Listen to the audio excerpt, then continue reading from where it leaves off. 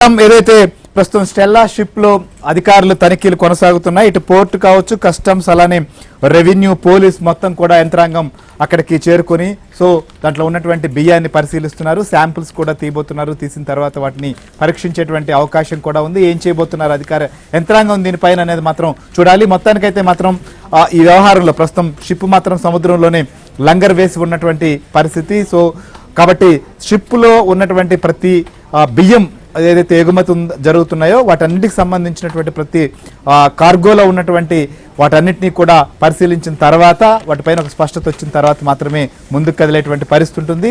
దీంతో రేషన్ దందా వ్యవహారం అయితే మాత్రం వెలుగు చూస్తుందని చెప్పి చాలా స్పష్టంగా ఇటు డిప్యూటీ సీఎం పవన్ కావచ్చు లేదా నాదెండ్ల వీళ్ళందరూ కూడా వ్యక్తం చేస్తున్నటువంటి పరిస్థితి. దీనికి సంబంధించినటువంటి అప్డేట్ కూడా చూద్దాం. ఇక ఒంగోలులో విచారణ ఏంటి, పులివెందుల్లో షిప్పులో అధికారుల తనిఖీలు అయితే కొనసాగుతున్నాయి. దీనికి సంబంధించినటువంటి వాస్తవాలు కూడా బయటకు వచ్చేటువంటి పరిస్థితి. ఇక వర్రానే కాదు, వర్రా గ్యాంగ్ కూడా ప్రస్తుతం పోలీసులు విచారణ ఎదుర్కొంటున్న పరిస్థితి. పులివెందుల్లో వారికి ఎవరైతే విచ్చలవిడి పోస్టులు అప్లోడ్ చేసి వ్యక్తిత్వ హననానికి పాల్పడ్డారు, సునీత కావచ్చు, వైఎస్ షర్మిల, ఇలా ప్రతిపక్ష పార్టీలకు సంబంధించిన ముఖ్య నేతలు అందరినీ కూడా దీంట్లో విచ్చలవిడిగా వ్యవహరించినటువంటి వారికి సంబంధించి నోటీసులు ఇస్తున్నారు. పులివెందుల్లో వీరికి సంబంధించిన విచారణ అప్డేట్ ఏంటి, ఇప్పటి వరకు ఎంతమందికి నోటీసులు ఇచ్చారు, నోటీసులు ఇచ్చినటువంటి వారి నుంచి ఎలాంటి సమాచారాన్ని కూడా రాబెడుతున్నారు, ముఖ్యంగా దీని వెనక ఎవరు ఉన్నారు అనేది ఇప్పటి వరకు గుర్తించారా శ్రీనివాస్?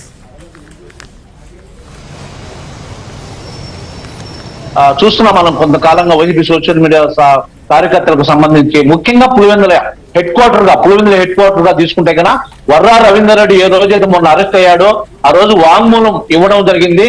వర్రా రవీందర్ రెడ్డి వాంగ్మూలం మేరకు అసలు ఉమ్మడి కడప జిల్లాలో ఇంకా ఎంతమంది ఉన్నారు, దీని వెనుక ఎవరున్నారు, దీని వెనుక ఎవరైనా పెద్దల హస్తాలు ఉన్నాయా, ఎవరైనా పెద్దల హస్తం ఉందా, ఉమ్మడి కడప జిల్లాలోనే కాకుండా రాష్ట్ర వ్యాప్తంగా ఇక్కడ పులివెందులకు సంబంధించి వర్రా రవీందర్ రెడ్డికి సంబంధించి వాళ్ళ గ్యాంగ్ కి సంబంధించి ఇంకా ఎవరెవరితో సంబంధాలు ఉన్నాయి అనే కోణంలో పులివెందుల పోలీసులు పూర్తిగా దీన్ని విచారణ చేపడుతున్నారు, ఇంకా విచారిస్తున్నారు. ఈ నేపథ్యంలో వర్రా రవీందర్ రెడ్డికి సంబంధించిన వాంగ్మూలం ఇచ్చిన తర్వాత వాళ్ళ రిపోర్ట్ ఈ వైసీపీ సోషల్ మీడియా కార్యకర్తలకు సంబంధించి మొత్తం 74 మంది ఈ రోజు వరకు 74 మందికి నోటీసులు ఇవ్వడం జరిగింది. అయితే ఈ 74 మందికి ఎవరైతే నోటీసులు ఇచ్చారో వాళ్ళు వరుసగా కొద్ది రోజుకి 4-5 మంది ఆ లెక్కన పులివెందులకు వస్తున్నారు. పులివెందుల డిఎస్పీ కార్యాలయంలో మొత్తం విచారణ కొనసాగుతుంది. దీంట్లో ప్రధానంగా వర్రా రవీందర్ రెడ్డి ఈ కేసులో ఎవరైతే చెప్తున్నారో ఇది మనం ఆ రోజే చెప్పుకోవడం జరిగింది. పులివెందులో ఎంపీ అవినాష్ రెడ్డి క్యాండిడేట్ రాఘవరెడ్డి ఆయన చెల్లి నుంచి మనకు కంటెంట్ వచ్చింటేనే నేను పంపించా, దీని వెనుక ఎంపీ అవినాష్ రెడ్డి ఉన్నాడు అన్నట్లుగానే మనకు తెలియవచ్చింది.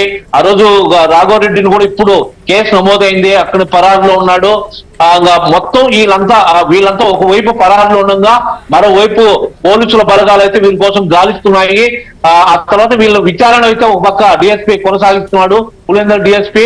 అలాగే ఈ వైసీపీ సోషల్ మీడియాతో పాటు మళ్ళీ మొన్న ఇటీవల కొత్త కేసు అంటే వివేకానంద రెడ్డి హత్యకు సంబంధించిన కేసులో ఇతర పిఏ కృష్ణారెడ్డి ఉన్నాడు. అంటే టోటల్ వివేకానంద రెడ్డి పిఏ గతంలో ఉండేవాడు. అతను కృష్ణారెడ్డి అతన్ని ఒక హైకోర్టు ఆదేశాల మేరకు అతన్ని మళ్ళీ విచారించమని చెప్పడం, ఎందుకంటే అతను ప్రైవేట్ కేసు వేయడం జరిగింది. సునీత రెడ్డి, రాజశేఖర రెడ్డి, అప్పుడు విచారణ అధికారి సిబిఐ రామ్ సింగ్ ముగ్గురు పైన ఒక ప్రైవేట్ కేసు వేయడం జరిగింది. అంటే వీళ్ళను తమకు అనుకూలంగా చెప్పమంటున్నారు, సునీత ఫ్యామిలీకి అనుకూలంగా చెప్పమంటా అని చెప్పి అతను పులివెందుల కోర్టులో ప్రైవేట్ కేసు వేయగా పులివెందుల కోర్టు ఆదేశాల మేరకు పోలీసులు కేసు నమోదు చేశారు. అయితే సునీత సుప్రీంకోర్టులో వేయడం జరిగింది. ఈ నేపథ్యంలో వాళ్ళు ఈ కేసులో జగన్ సొంత బంధువులు ఇప్పుడు ప్రస్తుతం వాళ్ళ చిన్నాన్న మనోహర్ రెడ్డికి, వాళ్ళ చిన్నాన్న కొడుకు అభిషేక్ రెడ్డికి, వాళ్ళ లాయర్ ఓబుల్ రెడ్డికి, మరో ఇద్దరికి మొత్తం 5 మందికి కూడా నోటీసులు ఇచ్చారు. అంటే పులివెందుల కేసులో ఇటు వీరి కేసులో అటు వైసీపీ సోషల్ మీడియా కేసులో బిజీగా ఉన్నారు, అందరికి నోటీసులు ఇచ్చుకుంటున్నారు. మొత్తం మీద అయితే ఎపిసోడ్ నోటీసుల పరంగా పులివెందుల పోలీస్ స్టేషన్ మారింది.